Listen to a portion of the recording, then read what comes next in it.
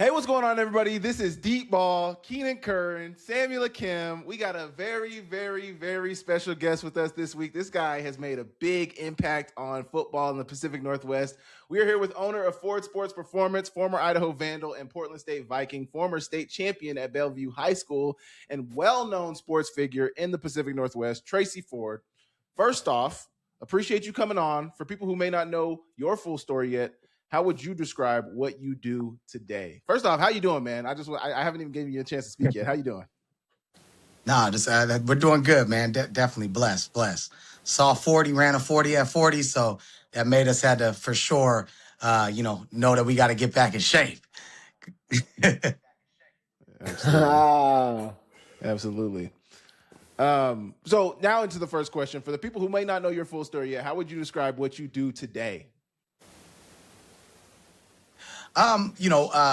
What we do obviously at FSP is we run a sports performance facility, but I think there's a lot of different layers on it. Ford Sports Performance, which is FSP, it stands for Ford Sports Performance, but it also stands for full service program, right? So if you are a football player, athlete at any point in time, whatever sport that you're in, and you're extremely serious about playing at the next level, playing in college, which is now just, hey, let's just call it what it is. It's professional sports.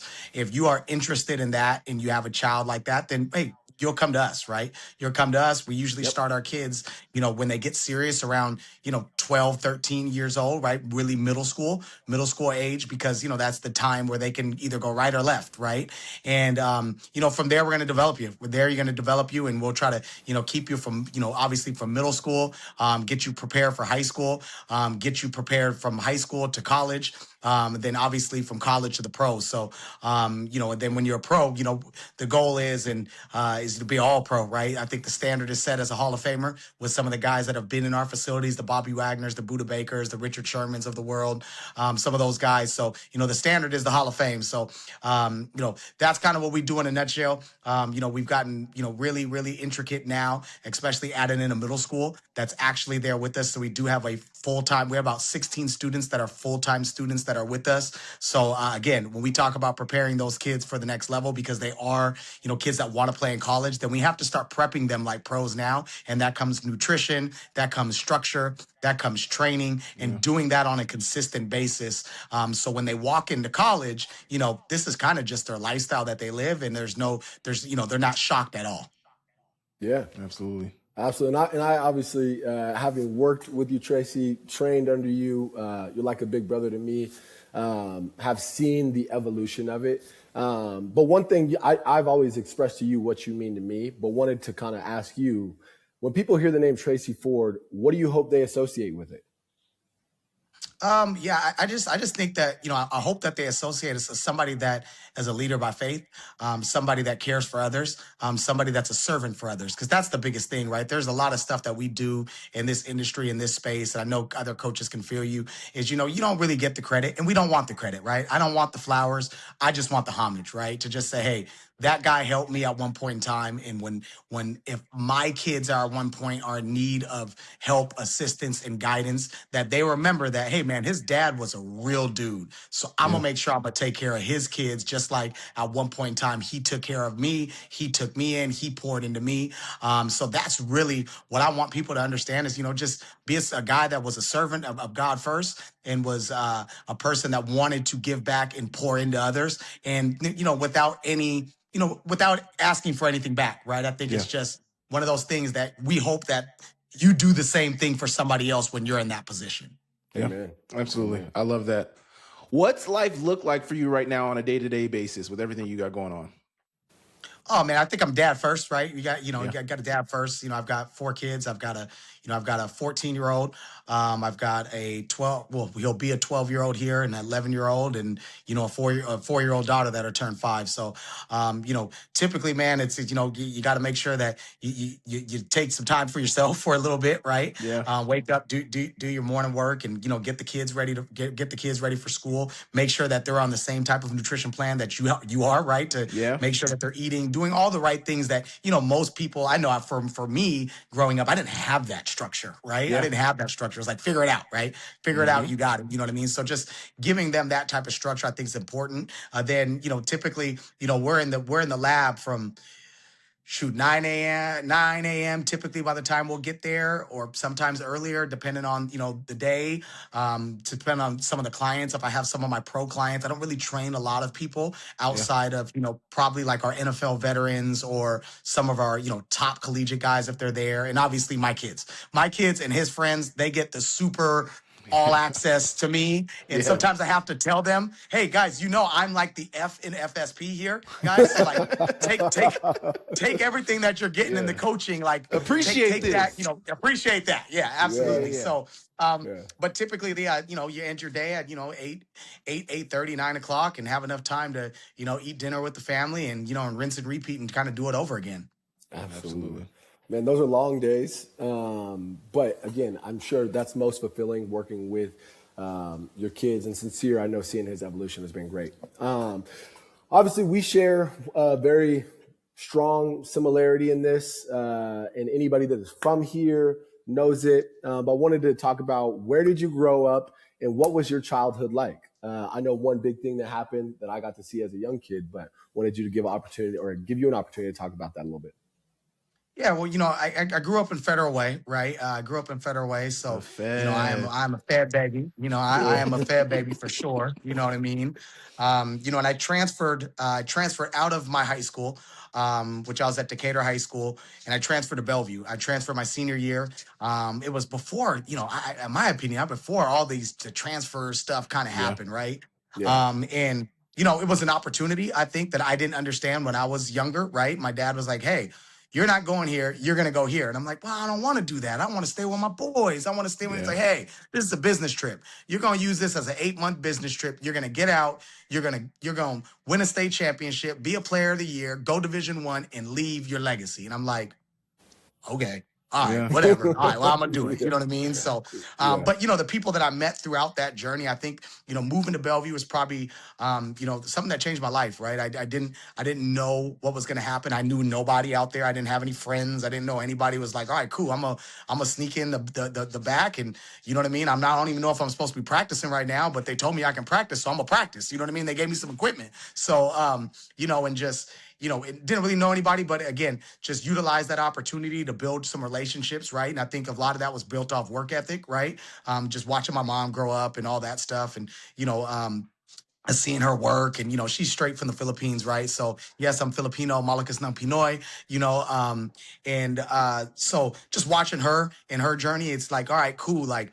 The work ethic was there. And I think, being able to go to Bellevue and see some of the guys, and they kind of respected the work ethic. And I think, and then obviously I met Coach Butch Gontroff, who is, probably, one of the best coaches in Washington State history, won, 11 state titles in 13 years, right? So his run was amazing. He was the run that beat the Snap the De La Salle strength and really put Washington football on the map from a national standpoint. So, being able to be around him, I think leaving college and getting out of college, and him giving me an opportunity when I didn't really know what I wanted to do after I was done playing. It was like, all right. And he's like, hey, well, you need to come here and you need to train our kids, because I know you got this. He just pointed at this. I know you got this, and my kids need this, right? So, it gave me an opportunity. Obviously it was 10 years later from when almost 10 years later from when I graduated. And, that opportunity is what, gave me an opportunity to build Ford Sports Performance and meet some great people around them, some donors, some investors, some people that understood business, because I didn't, and, really mentor me and, create what we've created. And that's been something that's been able to raise my family and change a lot of multiple families' lives and trajectory for a very long time. Absolutely. I can kind of hear like the competitiveness coming out of you, and just like that drive and that fire. Where do you think that stems from? Obviously, you talk about your dad moving you to Bellevue, and you're not really wanting to go there, but obviously him making that decision for you. Where do you get your competitiveness from? Well, I think I'm the youngest of 3 brothers, right? I think that's a part that's key. Keenan feels me on this, right? That's why I always vibe with Keenan, man. You know what I mean? So I'm the youngest of 3 too. football I'm playing a little brothers. brother too. Oh, there we go. There we go. You know what I mean? So, that's one of those things, it's, I'm the youngest of three brothers, right? All football playing brothers. Obviously, my brother is the head football coach at the University of Idaho right now. And my other brother is obviously a ball coach as well. And all played in college. So I think one of those things is just, being the little brother, right? As you guys know, being the little brother, kind of, following what they're kind of doing and kind of being pushed and seeing the example that they laid out for you. And you're like, all right, cool, I want to do that, but I want to be better than that. Like, I don't want to just do what they're doing. I want to be better than what they are. You know what I mean? And I'm the one. Like, y'all not the one. I'm gonna be the one. So I think those are the things that I think really like drove me. I think without even knowing, right? Without even knowing, it's just they doing it. I want to be better than them. You know what I mean? Yeah. Yeah. Absolutely. Man, I resonate with that so much. I've told this story so much to people around me, but just like my brother ran track. I wanted to be better than him in track. My brother played football. I wanted to be better. Like, it was just everything. And people who don't have an older brother, an older sibling, and don't have that type of drive may not understand it. But man, it drove me in everything I did. And it was just rabid in me where I wanted to beat him in everything. Absolutely. I get that. For sure. So obviously, me and Sam, we talked a little bit about high school, Bellevue, Coach Goncharov, which anybody that knows the PNW, we hold him in super high regard. But obviously, me and Sam, we are former members of the Big Sky Conference, and I know that you had a stint in the Big Sky Conference. So I want to talk about a little bit about your college journey. I know you started at Idaho, then Portland State. It's got to be cool to see your brother as the head coach now at your alma mater. But take us through that a little bit, right? Your time from Bellevue, then through college. Yeah, I think it was a good opportunity, right? At that time, obviously, the University of Idaho was in the WAC, right? So they were basically a group of 5 team. Being able to be there, I was recruited by Coach Holt, Coach Nick Holt. It was pretty crazy how things went just at the University of Idaho. I was recruited by Coach Holt, and then obviously the next year he's gone, right? And Coach Dennis Erickson comes in, and he's obviously a former NFL coach and national championship at Miami. You know what I mean? All those things like, oh, okay, well, this is awesome, right? And then, and he spent about probably less than 12 months with us. And the next thing you know, after the season, he's like, hey, guys, got to go somewhere where I feel like we can win a national championship. I'm out. And I'm like, damn, okay. You know what I mean? So in comes Rob Akey, the high energetic guy that was at Washington State the years prior as the DC, and and from there it's like, man, 3 coaches, 3 years. It's time for a change, right? Yeah. So it's time for a change, and I pushed over to Portland State at that time, and Coach Jerry Glanville was obviously the head coach at Portland State, and obviously Coach Jerry Glanville was the head coach for the Atlanta Falcons. He brought in Miles Davis, who was the inventor of the run and shoot in that offense. Yeah. And I'm like, well, I want to play in that offense. You know what I mean? Yeah. So. Going over to Portland State and kind of finishing the career there, obviously, with Jerry, bless his heart, but he treated us like it was just totally different than what I was used to in college, right? Yeah. I mean, he set a standard of treating guys like pros, but I think he forgot that we were still like 18 to 17 to 22-year-old kids. Still need some guidance. So it's like they need guidance, right? So you can't have optional workouts, and you can't have optional meetings. Because that means there's no meetings and there's no workouts. Pretty much. And and going from, the college regime with Nick Holt and then Dennis Erickson and these guys, and it's like, I'm like, all right, guys, are y'all going to go to weights? They in the game. They playing the game. They're like, nah, we're not going today. And I'm like, what? Like, is this shit real? Like, what do you mean you're not going? Like, they're weights. Like, we gotta go. Like, you know what I mean? And it was just different, right? And it was different, that whole perspective, just seeing that and how he ran things, seeing how I had 3 different coaches in college at Idaho. It made me realize that college football is a business, like 100%. It is a business. It is an industry. And then seeing how Jerry Glanville kind of worked, and he thought we were in the NFL, literally. Yeah. Like, he would go through spring ball. We'd go through spring ball, and he would make cuts after spring ball. And I'm not talking about like, it is crazy. Like, he's making cuts, and we're not talking scholarship about, like, guys. Oh, they cutting scholarship guys, baby.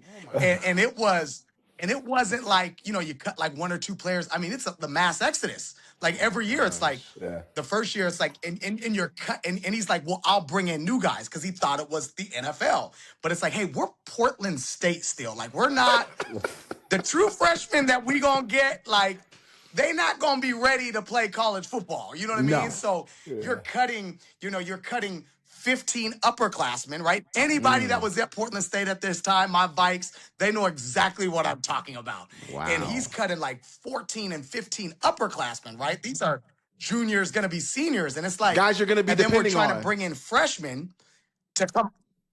Yeah, and it's like, wait, these freshmen are 17 and 18 years old, and they're going to Portland State. There's a reason why they're going to Portland State. Like, no knock on Portland, but these are freshmen. They're We not know. ready to play right now. This We is know. before the transfer portal. You know what I mean? Like, and it was just seeing that, like, was crazy. And obviously, man, it didn't work out long for him, right? I think he had a 3-year stint there, and he was out.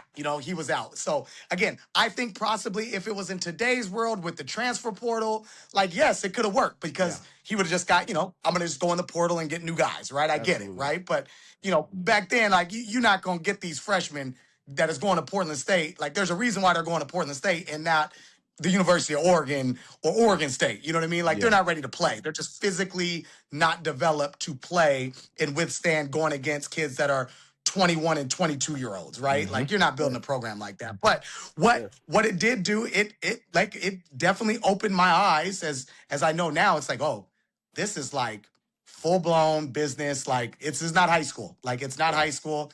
They don't care. Like, they're there to win. They're there to do whatever they have to do to protect their families, and shit, you got to live with it. Yep. Yeah. Absolutely. No, for Absolutely. Through all of that, learning that college is a business, learning, that, having to transfer in high school, what would you say, what lessons from playing football shaped you the most over your time playing?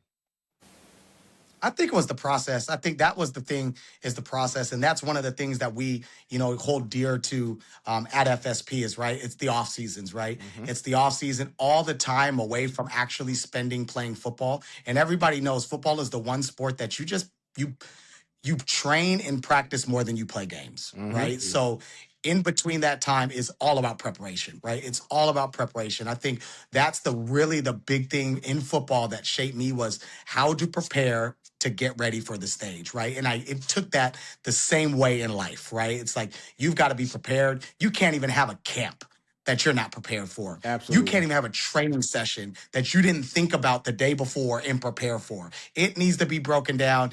Warm-ups at 12 o'clock. It's dynamic warm-ups at 12. Speed and agility, speed ladder at 12:10. 12:10, change of direction, a different change of direction.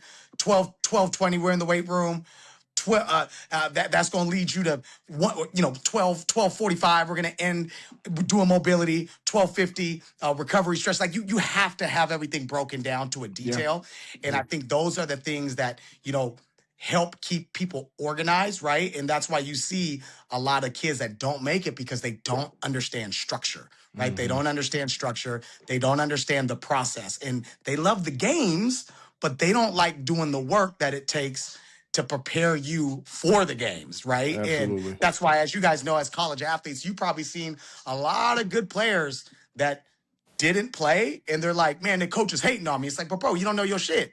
You don't know the plays. Like, you don't understand the defense, or you don't understand the offense. Yes, you make plays in one-on-ones. That's great, but you don't study, and you show up and you don't know what you're doing. You know what I mean? So again, or you're injured because you didn't prepare your body to withstand the grind that's going to take when it actually gets to season, right? Yes, sir. So, I think those are the things, in my opinion, with football that are extremely important. I think that's why, it's probably, I think it's, the best sport in the world, because it is preparation. That it is the biggest preparation sport that in my opinion, that there is. So one question I wanted to add on top of that, in high school, in college, where was it when the light bulb came on to you about that? Like, oh, the process is really important in all of this. When did that click for you? I mean, I think it was my brothers, right? Like, my middle brother, he taught me a lot of lessons. Reggie Ford, he taught me a lot of lessons. And it wasn't the lessons all the time that it was do good, but, he was incarcerated young. He was incarcerated at 14 years old. And it kind of shaped me to understand, like, all right, you have to, you only have one life. Like you only have one life. You got to take advantage of it, right? So seeing him kind of go through, kind of in and out of jail when he was younger. Like I said, as soon as he was old enough to go to jail, his ass was in jail. You know what I mean? And then, it's just what it is, Yeah. and seeing his process and again, you talk about perseverance. Again, he gets out. Fucking, he's a felon, and he's got his college degree. He's playing Division I football, and has a very, very great family and great job as an adult. Yeah. I wish he'd tell his story more because his story is powerful. You know what I mean? But just seeing my brother kind of go through that and kind of. And every time he got out, he would basically tell me, like, all right, this is what I had to do. I have my push-ups in the morning. It was kind of very militant, you know what I mean? And he would say, all right, this is what you need to do. And I was like, okay, cool. Well, I'll do that, right? Like, I'll do that. I'll do my push-ups in the morning. I'll do whatever I need to do in the morning before I got to get going. And, he was very diligent on that. And then obviously, with my older brother being around him when I was, sixth and seventh grade and he was in college, like, him taking me out to his spending summers with him when he was in college, when I was in seventh and eighth grade, like was very, very like game changing to me because I was around like college athletes and, I was like training with them, you know what I mean? Like training with them and just being around that. So it really made me understand that, you have to prepare your body before you're actually ready to go. Absolutely. Yeah. Well, do you feel like that experience kind of helped shape you or made you lean into becoming a trainer, or was there any other experiences or mentors that also kind of make you gravitate towards becoming a trainer? Well, I think it was one of the things. I definitely with my oldest brother. So when he was playing arena ball for the Tri-City Fevers. At that time, I think he was like training people at like a gym that was like his job outside of, the arena sports. So that was probably when I was in college, when I was a freshman, I would, while my homeboys was going to take they trips on spring break to Miami and South Beach and kind of kick it, like I was the guy that was like, nah, I'm gonna go do this so I can get my edge, right? And just seeing how he like structured workouts and those things was important to me. And then honestly, when I got to Portland State, was really like we would always do our own workouts, extra work when I was at Idaho, like all the time. I'd have like my private workouts like by myself and I'd have to grab one of the homies that was there. Now, granted, I was very competitive, so I couldn't get the guy that played my position, right? So I'd have to get another guy that don't play my position because I was like, I can't give this dude that work and he might be better than me. You know what I mean? Yeah, So, I always say, that's why I always say to our college guys, hey, find your workout buddy. You know what I mean? Find another workout buddy that, that guy is going to be able to shoot jugs to you, right? He's going to, like, you got your rest periods timed up a little bit better. So, seeing that and then like my brother kind of being into it as well. And then realistically, when we got to Portland State, like I mentioned, when I was at Portland State with those optional workouts, it was like, all right. And I remember our strength coach, I don't forget his name at the time. And I was like, man, I don't really like what he was doing. He was kind of lazy with it. He was having us doing the same workouts as the volleyball players and some more shit. And I'm like, man, what are we doing? You know what I mean? Yeah. And he told me there's a method to my madness. If you don't like it by after spring ball, then you don't have to do it. And I'm like, okay, cool. And well, shit, spring ball came, I was like, I don't like this. And they wasn't, like I said, people weren't showing up to workouts anyways. So I grabbed like my crew of folks, and my Vikings know that. Deshaun Shedd, who played in the NFL for 8 years, my brother, you know what I mean? He was like a freshman at that time, you know what I mean? And I was a junior. So I'm like, hey, Shedd, you're hella big. You could probably go to the NFL and you need to come do this with me, right? So we would literally structure like workouts. My brother would design them, send them to me, and then we just do them. We would do them and we did that all summer. Throughout that. And, and I think that was like the start of it. I still didn't want to be like, okay, this is what I want to do. Obviously, I went to school for it, but like, it's not something in my mind, you couldn't I was going to the NFL. Like, it didn't matter what the fuck you was telling me. I was going to the NFL. I wasn't thinking about anything else, But I think, just going through that, having some people follow us through this. Julius Thomas, I think he was another one. He ended up playing in the NFL. He was a basketball player at Portland State, and he would always come work out with us at the rec. He would literally be like, hey, Tracy, y'all doing them football workouts? And I'm like, yeah, bro, come on. And he would just always work out with us. And you could ask Julius Thomas, man. That's my dog. He would always work out with us, and we would just be going. And for him, he was like, I'm about to do this because I'm about to be dunking on cats. You know what I mean? And then my senior year, I leave. And then he's like, hey, Trace, I'm about to play football next year. And I'm like, okay, and shit. And he ends up winning a Super Bowl, going to the NFL, getting drafted, finish the Super Bowl. Like, you know, the rest is history. You know what I mean? So, you know, I think, you know, those were the things early on that made me say, and then I met Chad Ike, right? And then I went to Arizona. I went to do pre-draft, right? I went to Arizona. You know, I knew nothing, right? I was like, I know I want to go to Arizona. I had a teammate at the time, Ryan Reardon. Shout out to Ryan Reardon. And I was like, I want to go to Arizona and go train for the combine. Like, that's what I want to do.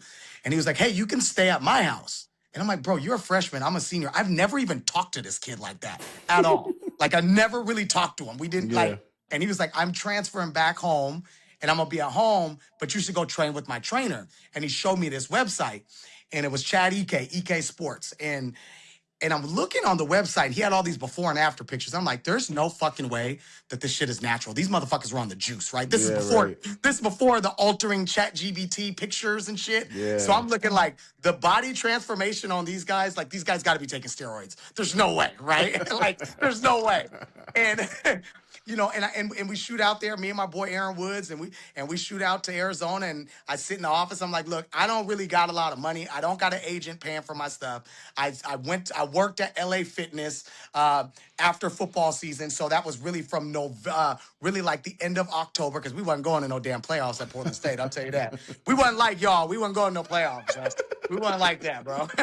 So our season was done at the end of October. So I had really, I had really the month of November. I had the month of November, November, December, and then I went to Arizona in January. So I just worked at LA Fitness at that time, selling fitness, right? And I wasn't a trainer or nothing. I was a TAM, a training assistant manager. So I was selling the personal training to other people, right? So again, it got me kind of into the industry to understand like sales pitches and all this. And then I got really good at that. And I'm like, well, I'm going to go play football. I just need to make sure that they said if I hit this sales quota, every month I'll get $1,000. I need that $1,000. I need to save up to go to Arizona and go pay this trainer so I can go train. So that was my goal. Like, I needed to make whatever I needed to make so I could save my money to go train in Arizona to get ready for pre-draft. So, you know, I think I made around like $4,000. And I walked into Chad and I was like, look, I got $4,000. That's all I got.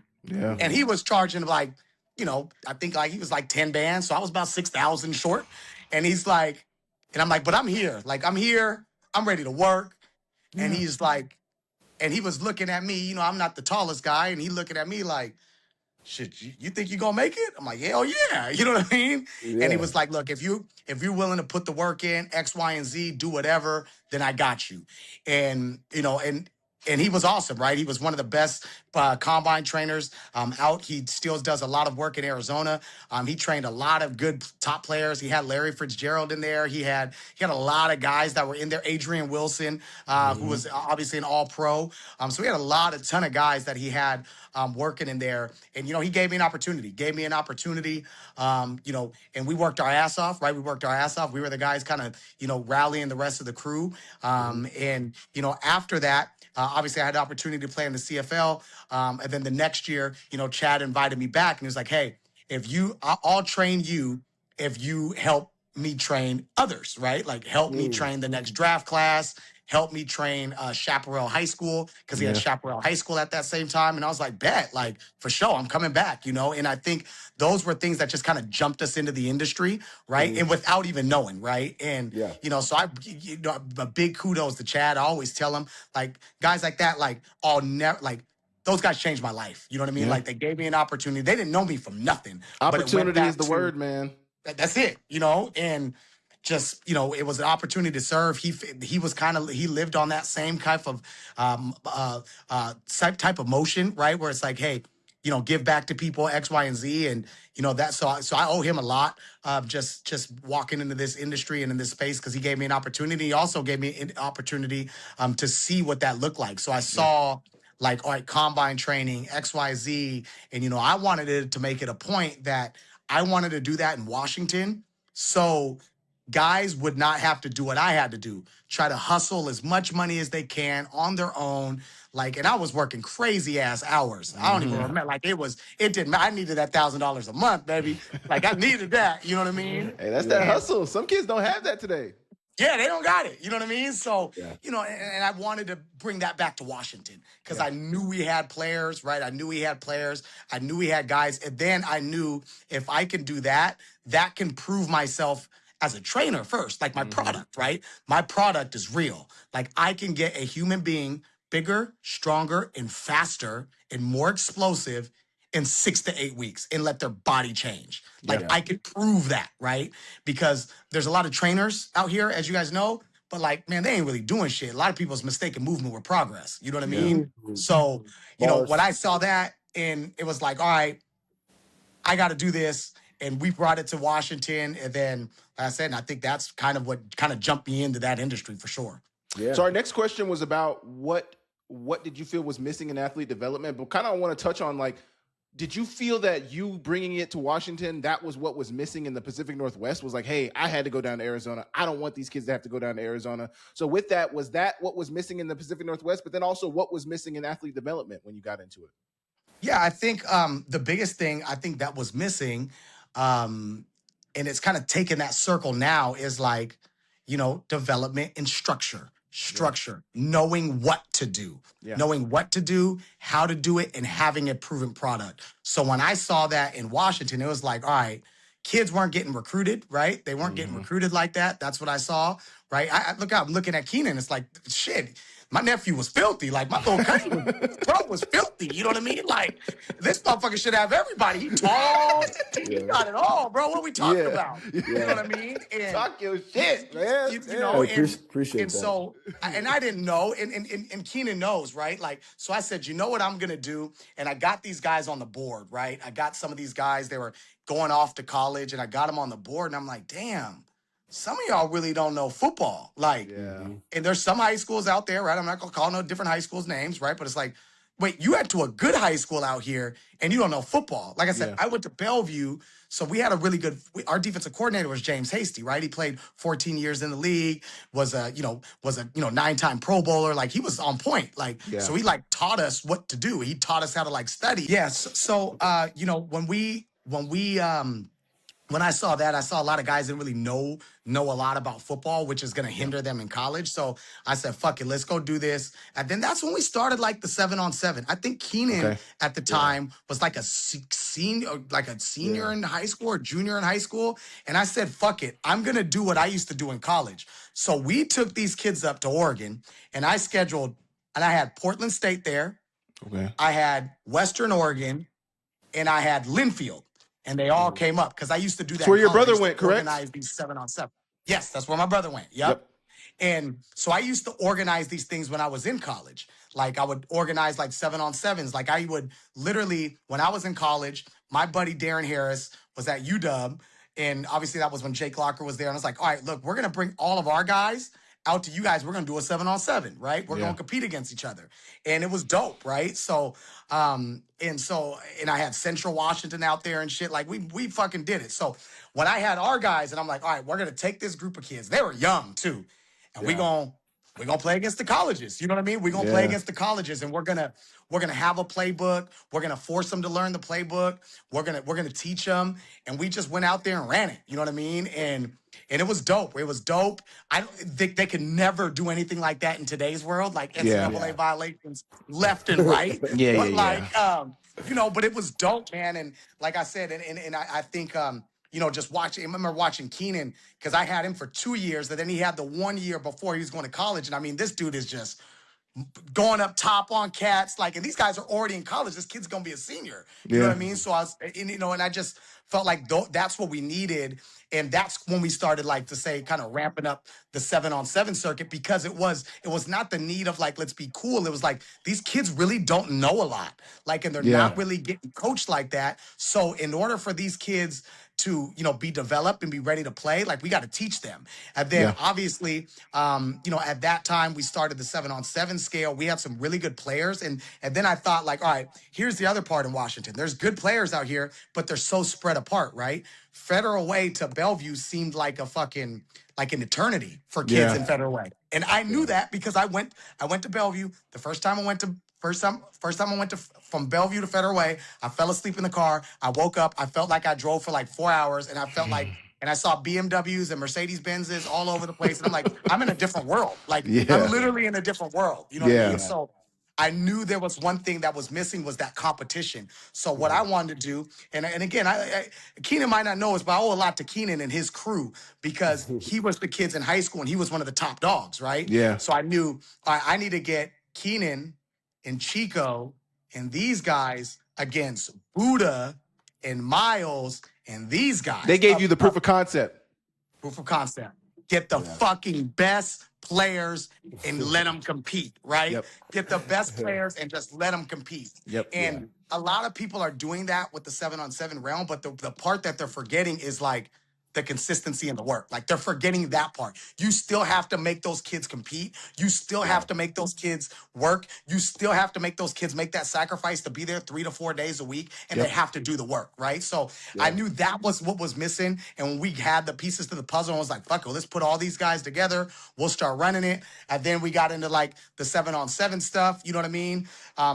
My boy at the time, Lavelle Durant, he had, some of the top quarterbacks in that area. He had Jacob Eason, and he was the number 1 rated quarterback in the country. He was committed to Georgia. And I had like Savon Ahmed, and I had some of these better skill players. And we was like, hey, fuck it, let's run it. Grab them quarterbacks, let's run it. And we're going to do one team. We're not going to have multiple teams. We want one team. I want an 8th grade team and an elite just 7-on-7 team. And we were like fucking cutting kids and shit. That came from Jerry Glanville, I'm telling you. I'm like, fucking, we cutting kids. I'm like, damn, bro. Like, you know what I mean? Like, but the best of the best, though. Yeah, you had to be elite. You had to be elite to play on this team. You know what I mean? And and we wanted to do it and do it the right way. And there was other guys that were, taking guys to tournaments and stuff like that. Taylor Barton was a guy that, wanted to start doing 7-on-7 and taking them to tournaments and going to Vegas. I know Keenan played on that team, so he gave me some insight. You know what I mean? But it was like show up and play. There was no process to that. And remember, the biggest thing is for me that I learned from football was the process. So teaching them the process, then going out and playing, it's like you got to work before you get the reward, baby. Like you can't fucking get the reward before the work, So doing that, I think, was extremely helpful, and it was big. And I think those were things that kind of just started to shape the culture a little bit different in the Pacific Northwest. Yeah. And I think you talked about this a little bit, just like the need to bring the best to compete. I would say as it relates, people know Washington as a basketball state, right? We've got obviously a ton of basketball players, and people know who Rotary is, right? One of the best. I would compare FSP to like the Rotary of football, right? We started something, or you started something, and then just a lot of us athletes got to be a part of it. Did you envision that 7-on-7 will become what it is today when you first started it? I knew it was coming, but I just didn't know it was going to be like this, right? Like we knew it was coming. We knew it was the new wave because that's what, it typically helped our kids, for example, like get on a stage and go play against a team from Florida, go play against a team from Texas, go play against a team from Cali, right? Like we just didn't do that. There's no select football, right? Like AAU had AAU basketball. You're going to go to tournaments. They're going to see all these players and, they're going to get evaluated. Like they didn't have that in football. So now that was our opportunity to have our kids go against the best of the best, right? To get on that circuit, to go against the best of the best. And I think where it went now, where I believe where it went wrong, is people started seeing the money that they could make from 7-on-7, right? Having a team, having tournaments, and just host these tournaments, which kind of took it away. Like if you look at basketball, you got an AAU team on every corner, which is like 7-on-7 now. But you're still, it's EYBL. Like if you're a top team, you're playing in EYBL. You're playing on that circuit. You're playing on the Adidas circuit. You know what I mean? Like that's where you can get the best of the best. And I think where 7-on-7 has failed is there isn't that. I think at one point in time in 2018, 2019, there was the Adidas circuit, right? And, you had to be a dude on the Adidas circuit. I mean, we had our squads out there and it made stars. Like Sam Yeah. Ewert became the #1 quarterback in the country because of what he did at the Adidas circuit, because he was throwing against Bryce Young. He saw Bryce Young out there. He saw DJ Ugalea out there. Like all the top dudes were all there, right? And it was about, and that's what it was kind of about. But now, like I said, there's just a tournament on every corner. There's a tournament every weekend. I think people saw the ability to, charge people for 7-on-7. I think that's one thing, right? And now it's like, hey, I can make a little bit of money. I can, and there's tournament hosts now that, the more teams that they'll have, the better, because that's more teams in their tournament. That's more registration fees. Yep. That's more gate fees. Yep. You know what I mean? Like and these parents don't know anything. They think that 7-on-7 is going to get them recruited. This is what's going to get me recruited. I got to do 7-on-7 to get me recruited. But 9 times out of 10, that kid and that child thinks 7-on-7 is it. They're extremely underdeveloped. They're the same kid that have small ass chests.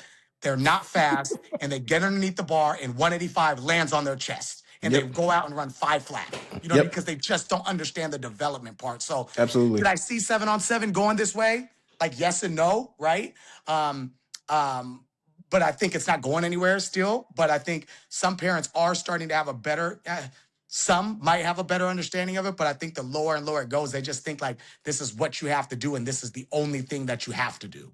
Yeah. So I want to get into that a little bit, because I do feel like, the conversation about 7-on-7 and even AAU and all that has gotten really loud with the money, and families are getting priced out. But a lot of people will say 7-on-7 is not real football. That is not what is ultimately going to get you to the next level. So where do you make the link between 7-on-7 being a tool that can develop your game, but also the product on the field, in the football pads, in the weight room, that matters as well? Where do you merge all of that together and make it into getting guys into college, getting guys into the NFL, to where FSP is now a factory? How did you merge all that? Yeah, and I think it just goes back to the process, right? Mm-hmm. It is the process. Like, like I mentioned, you got to work before you get the reward, right? Like, so for us, 7-on-7 wasn't the main focus. It was the training during the week. It was the development during the week. It was practices. It was all these things before you line up and play a tournament, right? Yep. So I think those were the key things. And then playing in the right tournaments, right? Like making sure that your kids are showcased in the right tournaments, right? Like we'll get some kids to guest play for us, right? But those kids now, let's okay, Jeremy Bernard, right? A Jeremy Bernard, who's obviously just got drafted to the Pittsburgh Steelers, Jalen McMillan, who's with the Tampa Bay Buccaneers, Troy Franklin, right, who's with the Denver Broncos. Like those guys they were out-of-state kids that came and played with us. But what they did when they got around us is they understood that, okay, they're still taking this extremely serious. There's meetings before the tournament. Okay, there's walkthrough. Okay, then there's the tournament. Then there's film right after. Like, and then those other kids that they were around were already like ingrained with that type of process, right? Yep. So you kind of, but now what you see is like, you see what, just let's call it what it is. You see it with like OT7s, where it's like they're just trying to grab as many kids as they can, get them out there and let them showcase and play, right? Which is cool, you know what I mean? It's entertaining, you know what I mean? But it takes away from our morals of where do you draw that line between 7-on-7 and actual football. It's like it goes away from our morals of, hey, there's a process before you go do this, right? Because this is all in timing for getting better for the season. And it's something that you want to do for skill players, right? You want to do this for skill players. However, you got to do the work during the week before you eat. Like, period. Yeah. And one thing on that, and I guess I got to be a part of it, but I want your perspective on it. And we had Jackson Slater on it, and he talked about this. At what point did you decide, hey, you know what, we need to do something that is more than sevens and do spring league? Like, when did that idea kind of conceptualize to you? I think it was COVID, right? Like in our state, obviously we were a state that didn't play. You know what I mean? We didn't play. And, there's a lot of high school coaches in our area now that's like, oh, don't play spring. And it's like, all right, but you weren't the same people that are on the walk at downtown Olympia trying to get these kids to play, right? Yeah. Petitioning, trying to get these play. I led that charge. Like, I'm not trying to talk about myself, but it's like I led that charge because I wanted to see kids play, right? And our state really wasn't doing anything. So we had, we led that charge and we said, all right, cool. We want our kids to play. We had over 2,000 kids out there that were just from all different teams. And we had some kids speak, right? We had some kids speak at downtown Olympia about why they needed to play and why it was important. And, they didn't let us play. So after they didn't let us play, I got to living in the gray area of what I love to do, right? And I said, all right, cool. Well, let's just create a college ID game, right? Let's create a college ID game. I grabbed some phenomenal coaches. I had Butch Gontroff coaching one team. I had Jason Gesser coaching the other team. I had Cliff Averill coaching on one team. I had MK Bruce coaching on one team. Like, I brought out Jermaine Kearse was coaching. I brought out celebrity coaches. And I said, all right, we're going to play a game. We're going to play a game against, basically, like, it was a college ID game. And we're going to try to get kids to college. We got to use this film to get kids to college. And what I found out at that point in time was like, whoa, wait. There's something here.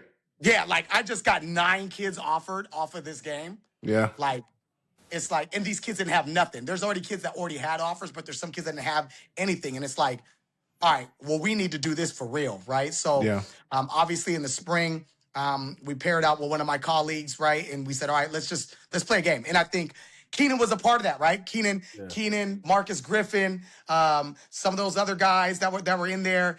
They were like, I was like, all right, guys, we're going to do this shit. Let's go get the best roster possible. And we were in the war room, like, just finding, people that weren't in that room don't understand, right? Like, and we went to go find the best players, plugged them all together and let them practice, right? We had Jim Zorn out there coaching. We had Vernon Adams out there coaching. Like, we had a lot of different people that were pouring back to what we did. And, we played that game in 2021 against another group that was out here. And, when I look at that group as is, it's like, dude, the guys that were on that field on both teams, like, there's a first round pick on one team. There's a second round pick on the other team. Like, these guys were like, these were guys, right? It was 5th like round pick in Jackson.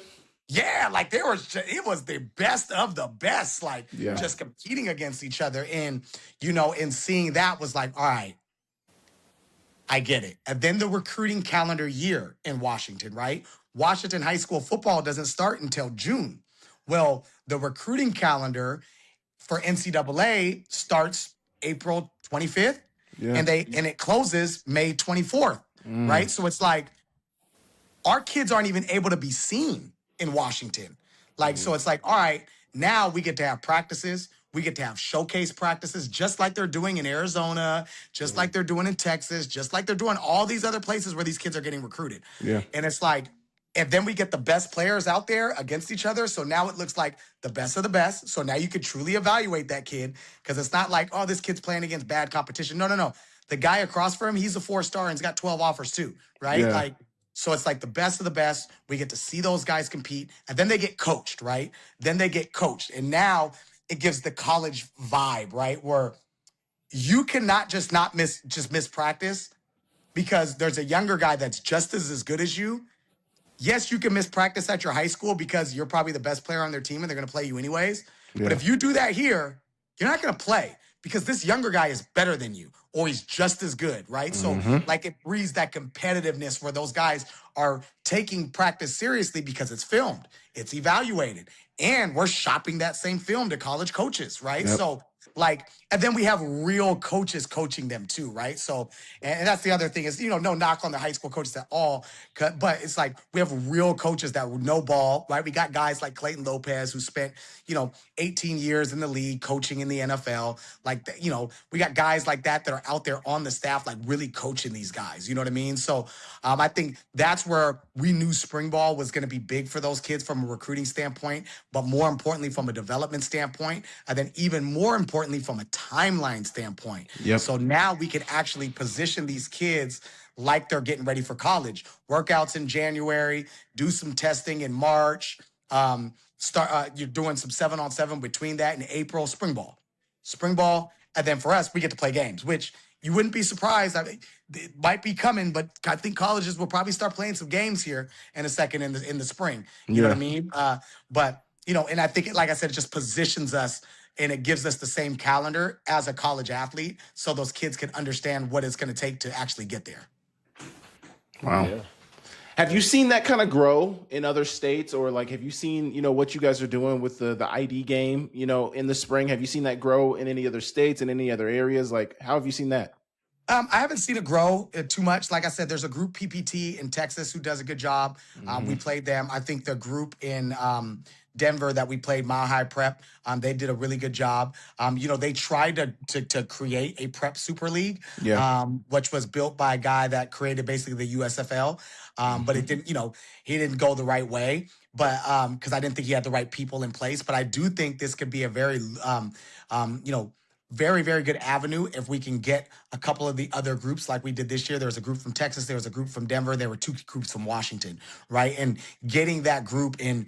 But again, we're going to need coaches support, high school coaches support, where it's like, hey, high school coach, we need you to support us just the same as you support that underclassman that's playing in the Navy All-American game. We need that support, right? Yeah. Like, because if he's selected on this team, that means he's good enough. This is actually good for your high school. That's why on our roster, we always have their high school attached to it, right? Yeah. So it's like, but that's what it's going to take. It's going to take for some of the coaches' egos to kind of go away, right? To say, hey, this is actually good for kids, right? Especially in the states that aren't as recruited, right? Yeah.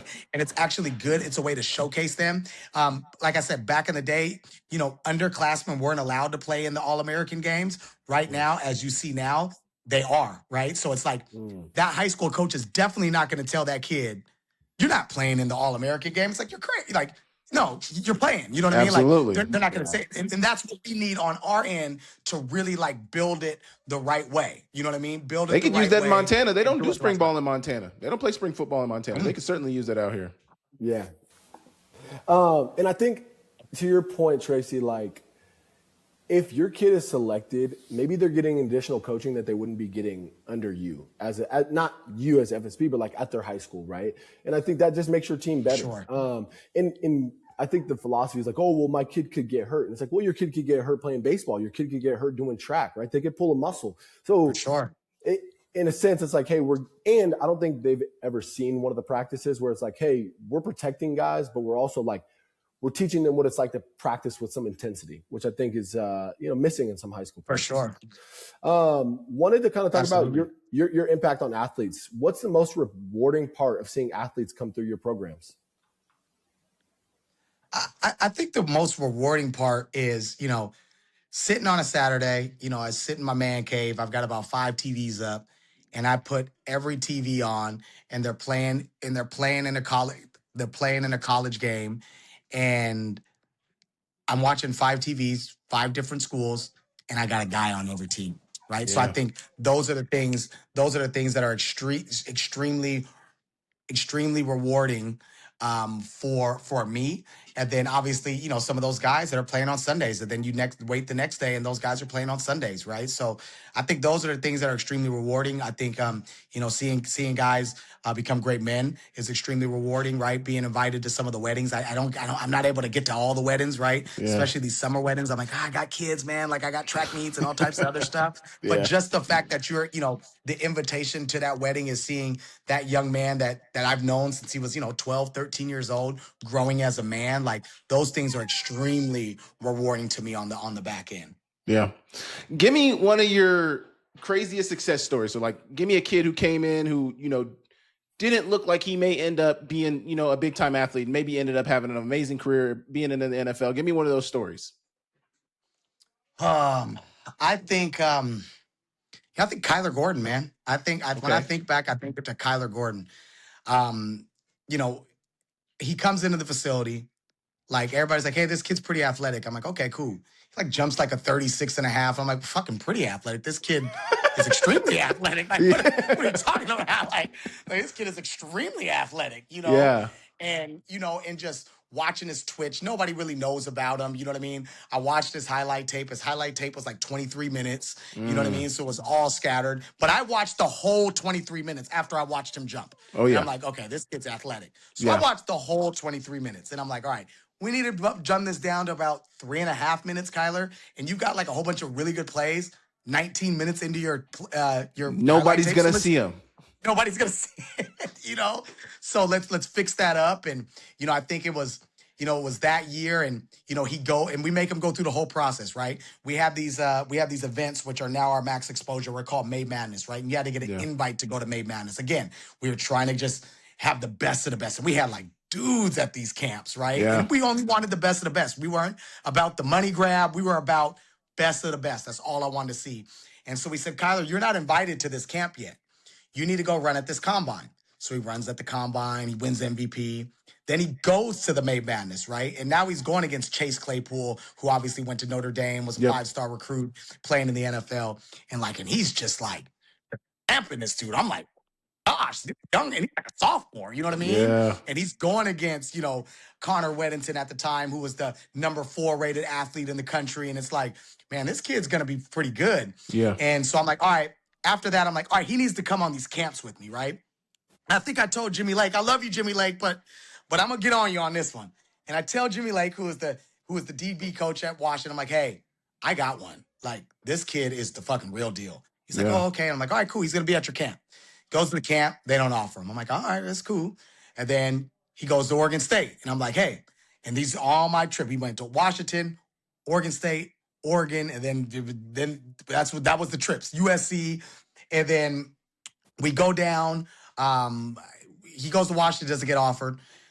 Goes to Oregon State, doesn't get offered. We go to SC, right?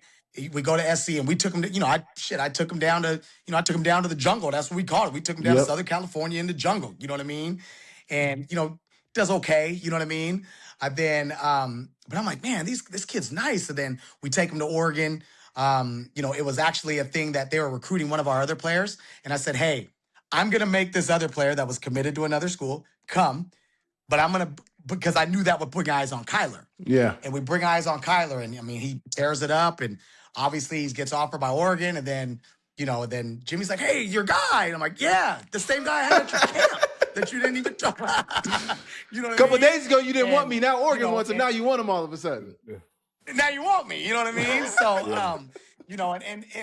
So, so seeing that, and then obviously, his confidence just, skyrocket through the roof. Yeah. I thought that was awesome. And then, seeing him even in college, right? Again, he ended up being the number 1 player in the state. He was a 4-star recruit. He did extremely well. And then in watching him in college, he had some really good players in front of him, I think, early on in his career. So he's playing a lot of special teams and playing in the nickel. And I know he wanted to transfer a lot. And we sat in my office. I was like, dude, you're at DBU still. Like, you're with Jimmy Lake. Jimmy Lake is turning guys out every single year. And we're not talking about, like, just guys going to the league. It's like, these are draft Byron picks. Murphy. Yes, like these are draft picks. You know what I mean? Yeah. Like, Byron Murphy, you had Sidney Jones, you had Buddha, you had all these guys, bro. I'm like, your time is coming. Trust me, your time is coming. And he kind of played it out, and then obviously his junior year, he had a phenomenal. I mean, he killed it on special teams. His sophomore year and freshman, he killed it on special teams. That's why I try to tell our guys, like, hey, when you get opportunity, seize that opportunity. Killed it in special teams. He had a nice PFF grade on special teams. The next year, his junior year, he's playing inside and outside corner. And he does phenomenal. And obviously ends up being a 2nd-round draft pick. Now he's the highest slot paid corner in the league. And so just seeing his progression, I think, like with the kid that walked in as an evaluation, like nobody knows, but he's just coming in as an evaluation, and it's like, and then seeing his success that he drove, and he worked for it. You know what I mean? He definitely worked for it and put in the extra time. But I think that's probably, in my opinion, one of the wildest, like just success stories that I've seen. Absolutely. Yeah, that's awesome, man. It's just cool to see guys start from unknown to then now, like you said, highest paid slot corner in the NFL. I remember you telling me about him, Keenan, before we played them in 2021. You're like, man, they got this FSP kid, man, Kyler Gordon. He's on UW, man. Like, he's twitchy. He can jump out the gym. Like, Keenan was raving about this guy. And him and Trent were definitely as advertised when we played them. But we did get the win. I will point that out. Yeah, 2021, Rest of Jimmy Lake, run the damn ball, right? So you are tied to some of the best athletes from the PNW, but also some of the greats that spent time in Seattle playing for the Seahawks. We want to dive into the term FSP has coined, pro prep. Obviously, first off, and just a couple questions about these guys. Bobby Wagner. How did your relationship with Bobby Wagner begin? So early on in our career, and when we started this, like I said, I had Deshaun Shedd. Deshaun Shedd was a college teammate of mine. He ends up, getting signed with the Seattle Seahawks. He's on the practice roster, and we grind. He's a grinder. He kind of knew what time it was. Like I said, I had him. We were grinding together when we were in college, right? And so, we had Shedd in there. He brought Corey Toomer, who was at Idaho, so I knew him as well. And and honestly, I owe Shedd a lot, man. Like he brought a lot of those guys in there early on. KJ Wright, Mike Moe, all those guys in there, and it's like, hey man, come rock with us. And we were in like a dungeon. Like I didn't have no facility. Like I was in like the back of a CrossFit gym. You get the Like, best I know workouts they in was those looking at me gyms, like, man. hey man, yeah. And it was like we was in the dungeon, man, just getting it in. And and we had some of those guys that were in there.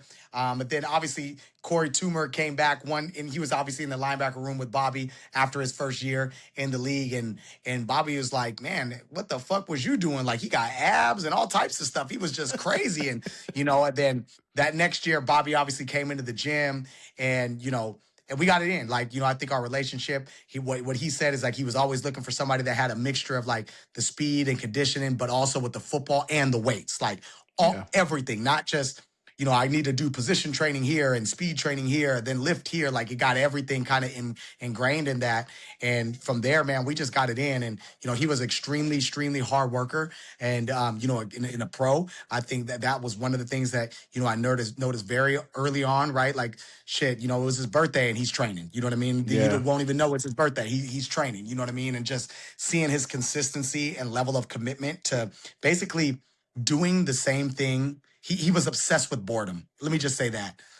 Doing the same thing every offseason and never switching up. All right, Yeah. I'm going to do this, and this every offseason and did it consistency. And we're looking at year 15 for him, right? And I think, seeing him, being around him, like it showed the level of this is what it takes to be a Hall of Famer. And those other guys gravitated to that, right? Buda Baker gravitated to that. I think another really success story was Zaire Franklin, right? He's a linebacker and from Syracuse. He went 7th round. He had no Senior Bowl invite, no combine invite, went 7th round.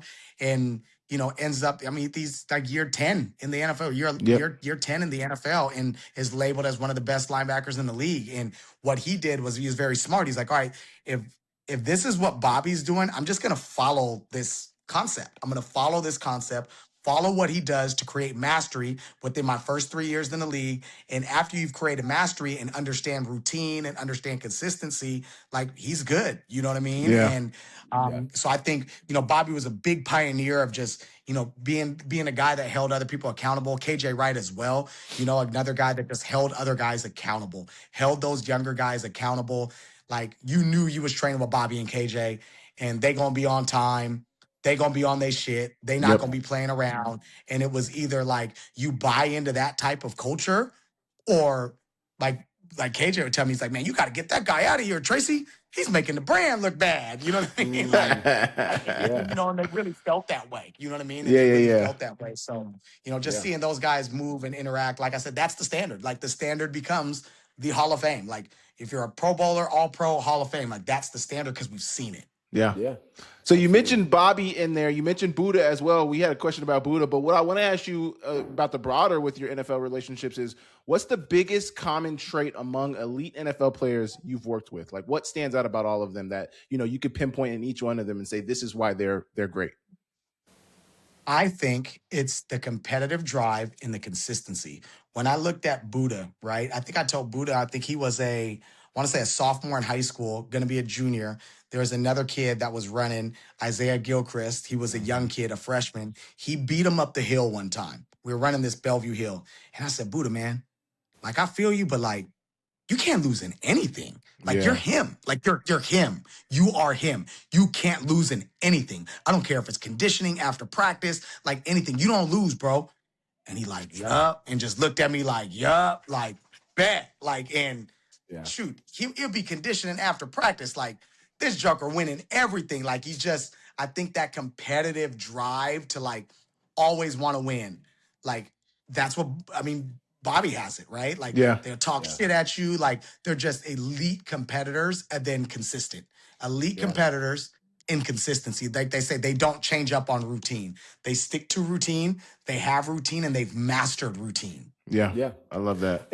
And one thing I know you've worked with a ton of athletes, right? All elite athletes. But what is one thing that separates athletes that are elite who don't make it professionally from those who do?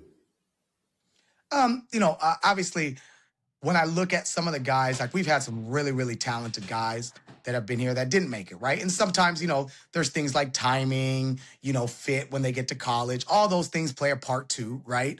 But what I typically see with the guys that don't make it, right, is like they're just not consistent, man. Like they don't write that self-contract to themselves and stick it through. Yeah. Like there's always something, I got to do this, or I got to do this, or something came up. And it's like, dude, something's always coming up. Like just dedicate. When you write that self-contract to yourself, I'm going to do X, Y, and Z. Can't go away from it. Yep. You signed it. You're in. You can't go away from it. You know what I mean? So that's typically, what I see with some of those talent. And again, like I said, it's not saying that that's it, but but like with some of those talented guys, like that's typically what you see is like they don't got the endurance to keep going. Like the endurance to do it over and over again and just be infatuated with boredom and the same thing. They don't really have that. The process, You know what I mean? Tracy, the process. They don't fall in love with it, man. They don't fall in love with that part. So we talk and I about guess elite training. Oh, go ahead, Keenan. Go ahead. Well, I just wanted to kind of piggyback on that because, and this is kind of a segue into another segment that we have is like, do you think that NIL and guys getting the bag early has changed their ability to stay consistent with their motivation throughout college? Oof. I mean, I think so. You know what I mean? Like, from Talk about what I'm you've seeing, seen. What have you seen?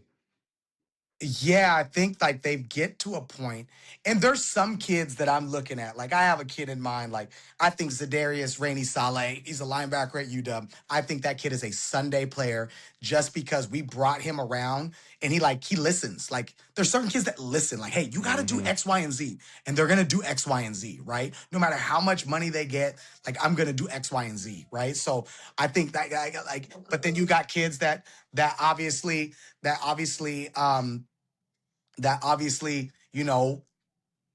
don't listen, right? They don't listen. They think they got it figured out because they got money, right? Yeah. So I think the hunger is away, right, from them. I think that they feel like they've made it, right? They have more money in their account that they've ever had in their lives, right? Yeah. Like they're like, shit, I've arrived, right? I'm here, I've made it, right? And I think that's why, like I said, it's hard work to get to the NFL. And this is what Bob used to say. It's hard work to get in the NFL, but you'd be surprised when you get to the NFL how easy it is to make it because how lazy some of the guys are. They don't really when they get there, they've already made it. You know what I mean? Like I made it. I made it to the NFL, right? I did my childhood dream. I made it, right? But again, when your standard is the Hall of Fame, you ain't made it. You ain't made it yet, but it keeps you hungry. It keeps you balanced, right? So I think, with NIL, it's like, I think it has definitely shifted a little bit with how guys kind of act. Like, for example, right? A guy would be like, I ain't going to do this because I might get hurt, right? Like, I ain't gonna go run them routes, or I ain't gonna do one-on-one, man. I might get hurt, bro. I gotta, you know what I mean? I get it, right? Like, but it's like, I'm trying to get better. I'm trying to get better, bro. Like, you know what I mean? Yeah. Like, at the end of the day, I think, Keenan, you said it. You can get hurt riding the damn bike. You can get hurt walking down the street. Like, bro, you can't be afraid to live and scared to die. You know what I mean? Like, you can't. You know what I mean? So, I think that's a part that I do think has changed, right? It's always like, what am I getting? If I do this, what do I get for it? Instead of, I get to do this. I get to do this. I want to do this. I want to get better. Absolutely. Are athletes today under more pressure than previous generations? I think so. I think they're under a lot more pressure. I think parents are crazier than ever, right? I think parents are more so living out their dreams because they are watching podcasts and people are telling them what they can do, and they can do it on their own. And my son's going to be this if you just do this. And you know what I mean? So I think the kids are under a ridiculous amount of pressure, right? And, we had to tell some of our high school kids already, it's like, hey, for 1 second, enjoy the moment. Just live in the moment. Like you're playing, you're healthy. Just be happy with that. don't worry about, I gotta make this play because I gotta make it. If I don't make it, my parents ain't gonna eat. Like I get it, but like, bro, you're in the moment. Like, just enjoy it, right? So Yeah. I think that, there's been and we're talking about at a young age too. Like some of the pressure on some of these kids at 11, 12 years old, like 10 years old. I got people saying this kid's the best running back, the best 9U running back out, bro. And I'm like, how do you know? There's a kid that's never even fucking played football that's gonna play football.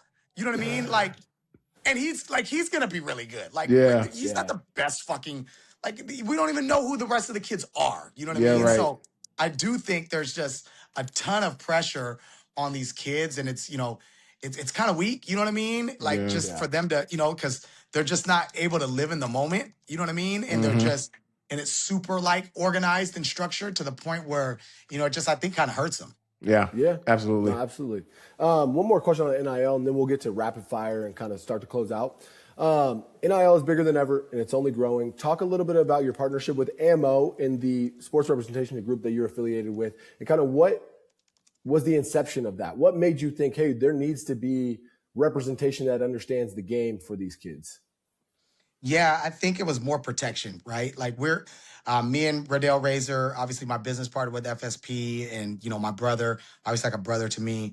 I knew it was coming, right? Because, like I said, we used to have to deal with these guys getting ready to go to the pros, right? When you're a junior and you're an upperclassman, and all right, now these agents are starting to hit you up, and it's like, all right, we got to get into protection mode just to make sure, these kids aren't getting sold the dream, right? They get everything that they want from these agents, right? And I saw now it was diving into the younger generation, right? So now I'm like, all right, we got to have these conversations when these kids are 14 and 15 years old. Like, and it's like, because these agents now are, all right, kids can make money, so I can make money off these kids. Yep. You know what I mean? And what I don't, and so we created AMO, which is it's called AMO, right? Which stands for Athletes Mentorship Members Only, right? So it's like, you could be FSP, but you're not members only. You know what I mean? Like, because we need to know that we're gonna have to spend a little bit more time with those kids. But with those kids, they're typically kids that come from our program, right? I don't want to recruit kids because I don't know how their fucking families act. I don't want to deal with that. I don't know if they work or not, like, because, like I said, if they don't fall in love with the process, I can't talk to my colleagues that are that are coaches and say this kid can actually go. If he can't, like, if I don't know how he's triggered and wired, and he doesn't, is he like, I can't stand for that. So we built this more so for the parents. We call it AMOs because it's protection, right? It's protection for these parents, because, like I said, a lot of them are going through this recruiting process once, right? And they've never went through this process before, right? It's like buying a car, right? A person's probably going to buy a car typically every 6 to 10 years, maybe, right? Once 6 to 10 years. But that person selling the cars is selling 10 or 5 cars a week or a day, or she ain't got a job, right? No different than these coaches that are talking to these players are talking to and recruiting kids every single day. And if they don't get the right kids and they don't win, they don't have a job, right? So it's like, you have to go in with somebody that A, has relationships, right? B, has experience in this process, and C, can see through the BS that they're saying. And they know they can't even come with no BS, college coaches, GMs, or whatever, because they know who's on the other side. It's like, all right, this guy actually knows what he's talking about. However, with that, when I look at that, it's, we still have to make sure that kid is physically and mentally prepared to play at the next level, right? And I see a lot of the agents now, they're representing players, and I'm seeing kids, like, I'm signing with this agent, and I ask some of the kids, like, well, what is that agency doing for you right now? Like, what are they doing for you? Did you sign with them just so you can put, for business inquiries, DM this person that doesn't know, he doesn't know you 9 times out of 10. He doesn't give a fuck about you, excuse my French, about you 9 times out of 10, and he's not investing into you.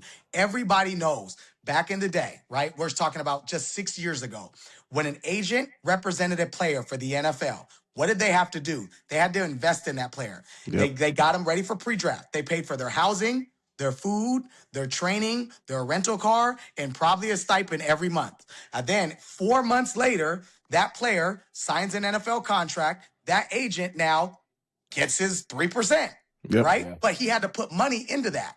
Now, what's happening is these agents are signing players, and it's like, well, what are you doing for the kid besides you're giving them a care package with some? Yeah, is that care package have a Louis Vuitton bag in it or some Gucci or some product? Like, what the fuck? You're printing a shirt that you got for $8 and putting your logo on it and giving it to them? Like, come on, like at least like provide like if you're gonna get an agent, high school athletes, college athletes, you better make sure that that agent is putting money up for you.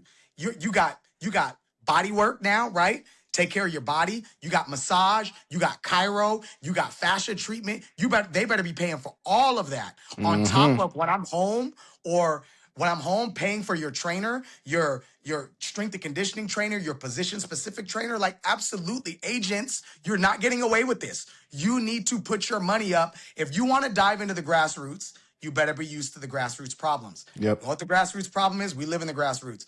You're going to put so much time into these kids, and some of those kids are not going to make it. It is what it is, right? So it's like, if the agents want to jump into this game and players want to get agents or whatnot, then you better make sure that they're investing into you. Because that shows that they're in with you, right? Yep. Like they used to say, you're not a true boss unless you put your own money up, right? Yeah. Like, I don't care about nothing. If you ain't willing to put your money up for me, then you don't really rock with me like that. You know what I mean? You don't believe in me like that.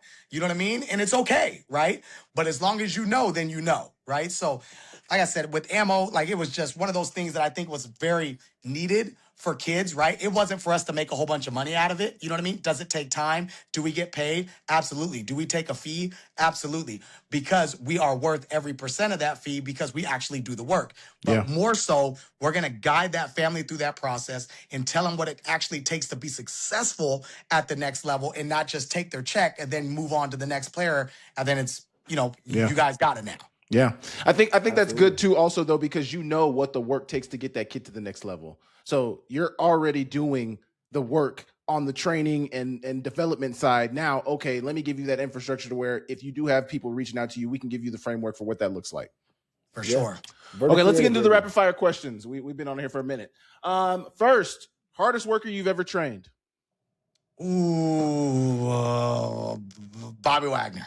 Okay. I got to be. Most underrated trait in an athlete? Their mentality. Okay. Their mentality. Favorite football memory? Favorite football memory. I think playing at Boise State as a true freshman. I had one of my best games there. I had like 178 and 2 tubs. Best memory. Now it's back when it was a rivalry game, Idaho versus Boise. That was a rivalry game, yes. Okay. Yeah. One athlete people will be surprised was incredibly disciplined.